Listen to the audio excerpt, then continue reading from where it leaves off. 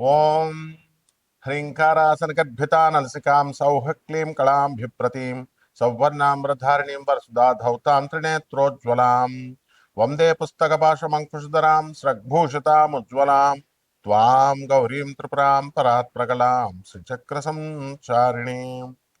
ఓం క్లీం క్లీం కామాఖ్యా క్లీం క్లీం నమః. మనకి కామాఖ్యాదేవి గురించి అంబుబాచి అనేటటువంటి ఉత్సవం మనకు సంవత్సరానికి ఒక్కసారి జరుగుతుందని తెలుసు. అయితే అది ఎప్పుడు జరుగుతుంది అని అంటే మనకి ఆషాఢ మాసం శుక్లపక్షం సప్తమి నుంచి ఏకాదశి తిథుల్లో జరుగుతుంది. అయితే అమ్మవారు ప్రతి నెల కూడా రజస్వలవుతుంది, మనకి బహిష్ట అవుతుంది. అయితే సంవత్సరానికి ఒక్కసారి మాత్రమే మనం ఆ టెంపుల్ అథారిటీస్ వాళ్ళు ఫంక్షన్ చేస్తారు. అది ఎప్పుడు అంటే ఈ యొక్క ఆషాఢ శుద్ధ సప్తమి నుంచి ఏకాదశి తిథి వరకు. అది ఎప్పుడు పడింది మనకి? జూన్ 22వ తేదీ నుంచి జూన్ 26 వరకు ఫంక్షన్ జరుగుతుంది, ఫెస్టివల్. అంటే అప్పుడేనా అండి అంటే సంవత్సరం అంతా కూడా జరుగుతుంది. ఇప్పుడు పుష్కరాలు ఉన్నాయి, మనం పుష్కరాలు సంవత్సరం అంతా కూడా ఇప్పుడు యమునా నది పుష్కరాలు జరుగుతున్నాయి. దేవగురువైనటువంటి బృహస్పతి కమండలంలో ఉన్నటువంటి పుష్కరుడు యమునా నదిలో ప్రవేశించాడు.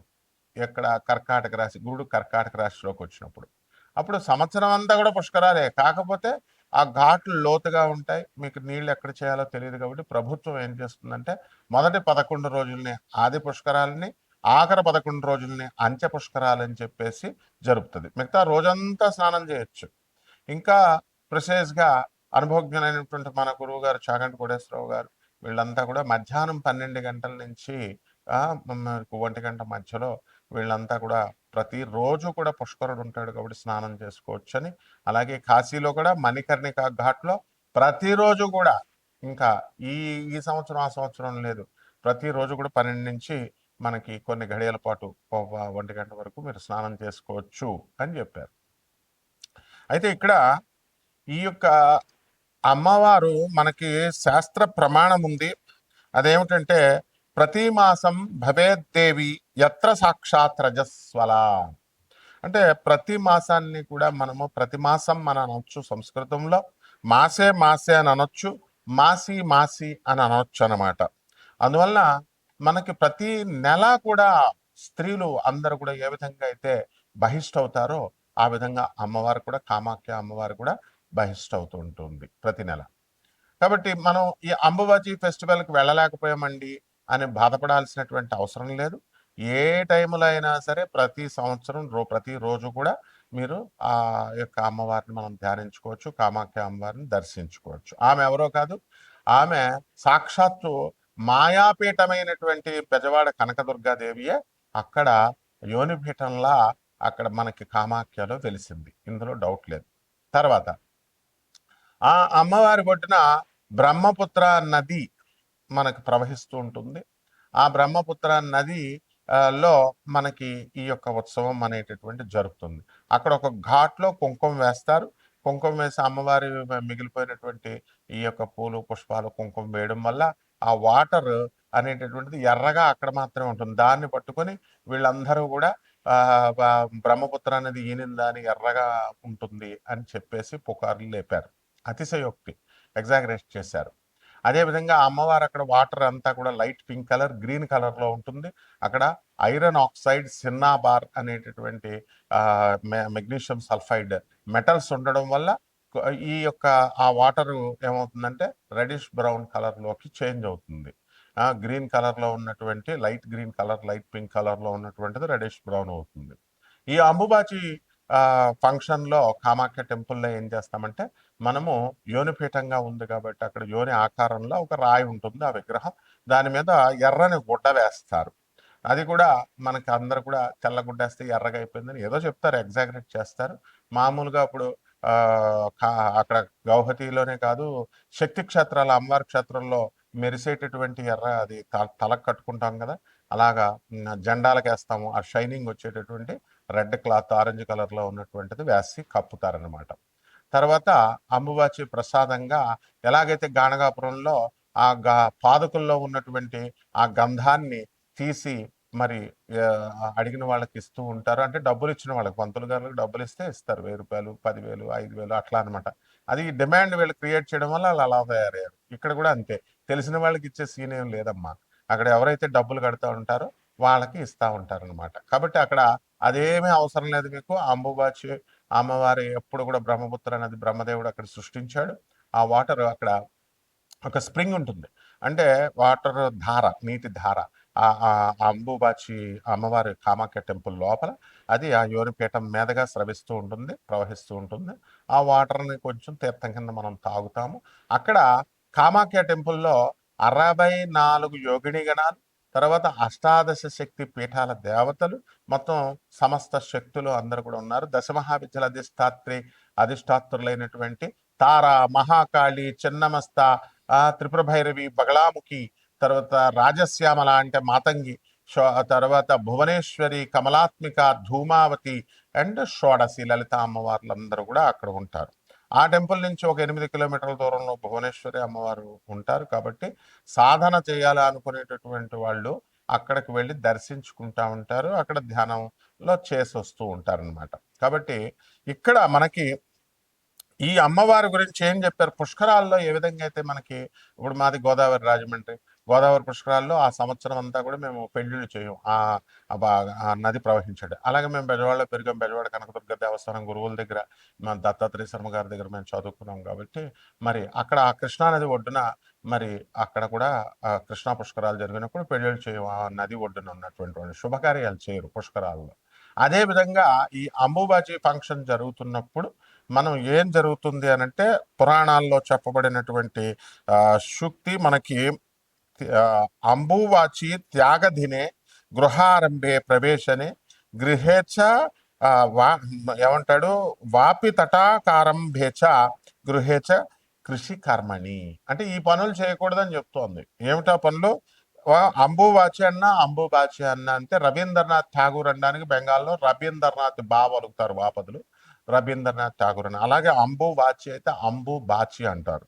కాబట్టి అంబుబాచి త్యాగతినే ఏమిటి, ఆ రోజుల్లో ఏం వదిలేయాలట, గృహారంభే, గృహాలు కొత్తగా గృహ ప్రవేశాలు చేయకూడదు, ప్రవేశనే, తర్వాత వాపి తటాకాలు, ఈ నూతులు తవ్వించడాలు, ఇలాంటి సరస్సులు వేయడాలు, ఇలాంటి అన్ని కూడా ఆరంభాలన్నీ కూడా చేయకూడదు, కొత్త నూతన గృహప్రవేశాలు చేయకూడదు.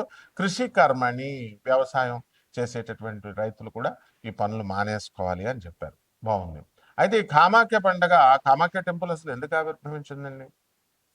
ఎందువలన అంటే, ఇప్పుడు జనరల్గా మనము ఈ ఆడవాళ్ళు ప్రతి నెల కూడా బహిష్టులు అవుతూ ఉంటారు. అది కొంచెం దూరంగా కూర్చోండి అని అంటారు, ముట్టుకోకుండా కూర్చోండి, బయట కూర్చోండి అంటారు. కారణం ఏమిటంటే రెస్ట్ ఇవ్వాలనేటువంటి ఉద్దేశంతో. వీళ్ళ వంటగదిలోకి వెళ్ళొద్దు అంటారు, వంట చేయొద్దంటారు, వంట ముట్టుకోవద్దంటారు. ఈ పనులు ఏమి ముట్టుకోవద్దమ్మా అంటే ఏంటి, నువ్వు వెళ్ళి ఒక మూల రెస్ట్ తీసుకో. ఎందుకనంటే ఇక్కడ హార్మోనల్ ఇంబ్యాలెన్స్ వల్ల మీకు ఈ యొక్క సమస్యలు అనేటటువంటివి వస్తాయి. ఇది ఋతుక్రమం, ఇది సృష్టి రహస్యము. అందువలన మళ్ళీ నెక్స్ట్కి ప్యూబర్టీ అండ్ ఫెర్టిలిటీకి, సంతానోత్పత్తి చేసేటటువంటి శక్తి పుంజుకుంటుంది. కాబట్టి ఆ గర్భాశయం, అందువలన రెస్ట్ తీసుకోమ్మా అంటారు. And goddess Kamakhya is the very form of earth. అందువలన ఆమె భూరూపంలో ఉన్నటువంటి భూదేవి కాబట్టి ఆ భూమికి మనం రెస్ట్ పీరియడ్ ఇవ్వాలన్నమాట. అందుకనే ఈ కార్యక్రమాలన్నీ కూడా వ్యవసాయము, దున్నడాలు, ఇలాంటి అన్ని కూడా చేద్దు, గోతులు తవ్వడాలని చెప్పాం. అలాగే ఈ యొక్క రజస్వలాన్ని అది మనం ఇర్రెస్పెక్ట్ ఇస్తున్నారు అనేటటువంటి భావంతో మనం ఉంటాము. No, it is honour. అప్పుడు ఆ కామాఖ్య అమ్మవారికి ఆ స్త్రీ యొక్క బహిష్ట అవడం అనేటటువంటిది గౌరవప్రదమైనటువంటి పని, పవిత్రమైనటువంటి క్రియ అనేటటువంటి దాన్ని చెప్పడం కోసమే ఈ అంబుబాచి అనేటటువంటి ఫెస్టివల్ని మనం కామాఖ్య టెంపుల్లో జరుపుతాం అనమాట. ఆ తర్వాత ఈ యొక్క కామాఖ్య అమ్మవారి యొక్క, ఇప్పుడు వాళ్ళంతా ఎగ్జాగరేట్ చేసి చెప్తున్నారు, ఈ టెంపుల్కి వెళ్తే అసలు ఇంకా అష్టాదశ శక్తి పురాణాల్లో చెప్పేశారు, అష్టాదశ శక్తి పీఠాలకు అత్యంత శక్తివంతమైనటువంటిది అవేమీ కావు. అష్టాదశ శక్తి పీఠాలు అన్నీ కూడా ఈక్వల్. అండ్ ఈ యొక్క అష్టాదశ శక్తి పీఠాలు అన్నీ కూడా అన్నిటికీ మూలపీఠము, మాయాపీఠము బెజవాడ కనకదుర్గమ్మ దేవస్థానం.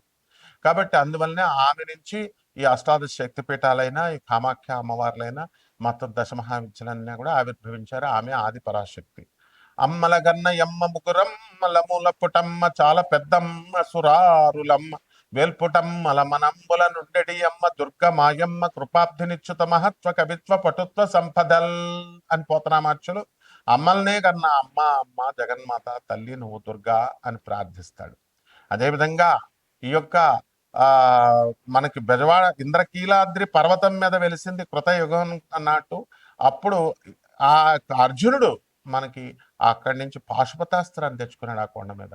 కాబట్టి ఆ బెజవాడ కనకదుర్గమ్మ దేవస్థానం ఎలాంటిదో, ఈ శ్రీశైలం అమ్మవారు భ్రమరాంబ ఎలాగో, కాళహస్తి జ్ఞానప్రసూనామ్మకి ఎలాగో, అష్టాదశ శక్తిపీఠాల దేవతలు ఎలాగో, ఈ ఈ యొక్క కామాఖ్య అమ్మవారు కూడా అంతే శక్తివంతమైనటువంటిది. ఆమె అక్కడ వెలిసింది కాబట్టి ఈ పీఠం ఎక్కువ ఆ పీఠం తక్కువ అనేది మనం చెప్పుకోకూడదు. అట్లాగా డిస్టింగ్విషన్ డిస్క్రిమినేట్ చేయకూడదు. ఇది కూడా ఎగ్జాగరేషన్ అవుతుంది. కాబట్టి శాస్త్రం ఏం చెప్తుంది, మాయాపీఠ నది అమ్మవారు జ్ఞానినామ చేతాంశ దేవి భగవతి సా బలాదకృష్య మహాయ మహామాయా ప్రయచ్చది అని చెప్తుంది. జ్ఞానులు సైతం మాయలో పడేస్తారంటుంది. యా దేవి సర్వభూతేషు మాయారూపేణ సంస్థిత నమస్తస్యై నమస్తస్యై నమస్తస్యై నమో నమః అన్నారు. మాయలో మాయ రూపంలో ఉన్నటువంటి ఆ శక్తి నుంచి సృష్టించబడినయే ఈ అష్టాదశ శక్తిపీఠాలు. 51 శక్తిపీఠాల్లో ఒకటైనటువంటి కామాఖ్య కూడా. కాబట్టి ద్వాదశ రాశుల మీద ఈ కామాఖ్య అమ్మవారు ఉపాసన ఇంట్లో చేసుకోవడం ద్వారా అక్కడికే వెళ్ళలేదని బాధపడాల్సినటువంటి అవసరం లేదు. అక్కడికి టెంపుల్స్కి అసలు వెళ్ళాల్సినటువంటి అవసరం లేదు. అందరూ కూడా ఏంటంటే ఎంకరేజ్ చేసేస్తున్నారు, టెంపుల్స్కి వెళ్ళండి టెంపుల్స్కి వెళ్ళండి. అప్పుడు ఆ మధ్య అరుణాచలాన్ని ఎంకరేజ్ చేశారు, అంతకుముందు షిరిడీని ఎంకరేజ్ చేశారు, ఆ తర్వాత కాశీ మించింది లేదన్నారు. అంటే సంవత్సరానికి ఒక టెంపుల్ ఫేమస్ అవుతూ ఉంటుందా? వీళ్ళ పర్పజల్ చెప్పేటటువంటి వాళ్ళ పర్పజల్ సర్వ్ అయినప్పుడు వ్యూస్ మీరు బాగా చూస్తూ ఉంటారు కాబట్టి వేరే దేవస్థానం గురించి చెప్తూ ఉంటారు. కాబట్టి దేవాలయాలకు వెళ్ళాల్సినటువంటి అవసరం లేదు. ఆ విగ్రహం అనేటటువంటిది ప్రతిబింబం అన్నమాట. ఆ దేవతకి ప్రతిబింబం ఇంట్లో చేసుకోండి. ద్వాదశ శక్తి పీఠాలన్నింటికి కూడా ద్వాదశ రాశులు వారు ఏ విధంగా ప్రభావితం చేస్తాయి అష్టాదశ శక్తి పీఠాలు, ఈ కామాఖ్య టెంపుల్ అనేటటువంటిది మనం ఒక్కొక్క రాశి వారీగా చెప్పుకున్నాం. కుంభరాశి, ఈ కుంభరాశి వారికి అందరికీ కూడా జన్మంలో రాహు అనేకమైనటువంటి డిస్ట్రాక్షన్స్ మీకు ఇవ్వడం జరుగుతుంది. అసలు ప్రతి పనిలో కూడా కన్ఫ్యూషన్ అనేటటువంటిది ఎక్కువగా కనబడుతూ ఉంటుంది. ఇక శుక్రుడు మనకు వక్రించి జూలై 27వ తేదీ దాటిన తర్వాత నుంచి మీకు ధనస్థానంలో ఉన్న కారణంగా చక్కటి ఆదాయము అనేటటువంటిది మీరు పెంచుకుంటారు. గతంలో మరి మాకు గురుబలం లేనప్పుడే మేము సంపాదన సరిగ్గా చేసుకోలేకపోయాము కదండి, మరి ఇప్పుడు చేసుకోగలుగుతా ఉంటే ఖచ్చితంగా చేసుకోగలుగుతారు. ఆ విధంగా ఈ యొక్క షష్ఠ స్థితిగతుడైనటువంటి ఈ యొక్క గురుగ్రహము, అలాగే రవి జూలై 16 తర్వాత మనకి కర్కాటక రాశిలో గురుడితో కలిసి ఉన్న కారణంగా మీకు ప్రభుత్వాల నుంచి అనేకమైనటువంటి సహాయాలు కలగడానికి అవకాశాలు ఉంటాయి. మేము పిల్లలకి అందరికీ కూడా మీరు కోరుకున్న చోట్లలో సీట్లు రావడము, కాలేజీల్లో యూనివర్సిటీల్లో సీట్లు రావడము ఇలాంటివన్నీ కూడా జరుగుతాయి. అలాగే సినిమా హీరోలకి చాలా కాలం నుంచి మాకు సినిమా యాక్టర్లకు ఛాన్సెస్ రావడం లేదు అంటే అని అనుకునేటటువంటి వాళ్ళందరికీ కూడా మీకు ఛాన్సెస్ అనేటటువంటివి వస్తాయి. ప్రైవేట్ ప్రోగ్రామ్స్లో కూడా మ్యూజిషియన్స్, మ్యూజికల్ డైరెక్టర్స్ ఎవరైతే ఉన్నారో అటువంటి వాళ్ళందరికీ కూడా ప్రైవేట్ కార్యక్రమాలు, కళాకారులకు అందరికీ కూడా రావడానికి అవకాశాలు ఉన్నాయి.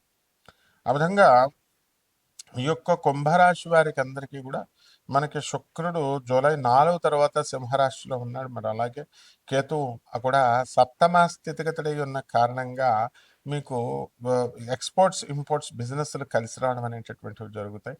విదేశాలు అసలు పనే లేదంటే మీరు ఎక్స్పోర్ట్స్ ఇంపోర్ట్స్ అండి అంటారేంటండి అని అంటే, పని ఎందుకు ఉండదండి, పని ఉంటుంది, ఎప్పుడు కూడా పని వస్తుంది. అండ్ మనము ఇదంతా కూడా ఏలినట్స్ అని ప్రభావం కాబట్టి పని కంటే కూడా ముందుగా మీ యొక్క ఎగ్జిస్టెన్స్ని మీరు చూసుకోవాల్సినటువంటి అవసరం ఉంది. ఎందువల్లంటే మీరుంటేనే కదా సంస్థలు ఉండేవి, వ్యాపారాలు ఉండేవి. కాబట్టి ఈ యొక్క కుంభరాశి వారికి అందరికీ కూడా కొంచెం కొలెస్ట్రాల్ ఎక్కువ అవ్వడము ఇలాంటివన్నీ కూడా జరుగుతాయి. కాబట్టి ఈ రాశి వారందరూ కూడా అనేకమైనటువంటి లాభాలను పట్టుకొని ఈ యొక్క కుంభరాశి వారంతా కూడా రాబోతున్నారు. మరి దాంట్లోని ఈ కుంభరాశి వారికి అందరికీ కూడా చక్కగా స్త్రీల వలన సహకారము కలిసి రావడము అనేటటువంటిది మీకు జరుగుతుంది. ఇక కాయగూరల వ్యాపారం దగ్గర నుంచి అన్ని రకాల వ్యాపారాలు చేస్తున్నటువంటి చిన్న చితక వ్యాపారులందరూ కూడా డెవలప్మెంట్ అవడము, మంచి సంపాదన అనేటటువంటిది పుష్కలంగా మీకు చేతికి రావడము ద్వారా మీకు ఈ యొక్క కష్టాలు, బాధ్యతలు అనేటటువంటివి తెలీదనమాట. కాబట్టి ఈ రాశి వారందరూ కూడా చాలా బాధ్యతాయుతంగా కుంభరాశి వారు స్టూడెంట్స్ ఎవరైతే ఉన్నారో అటువంటి వాళ్ళు కనుక చేసుకున్నట్లయితే బ్రహ్మాండంగా ఉంటుంది.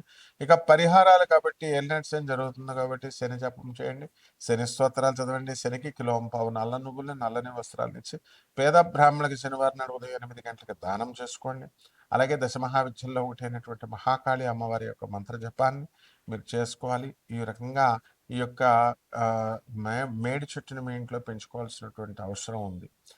మేడి చెట్టు మొదల్లో 64 యోగిని గణాలు, అనగాదేవి, దత్తాత్రేయ స్వాముల వారు ఉంటారు కాబట్టి ఇవన్నీ కూడా మీరు చేసుకుంటే బ్రహ్మాండంగా ఉంటుంది. శుభమస్తు.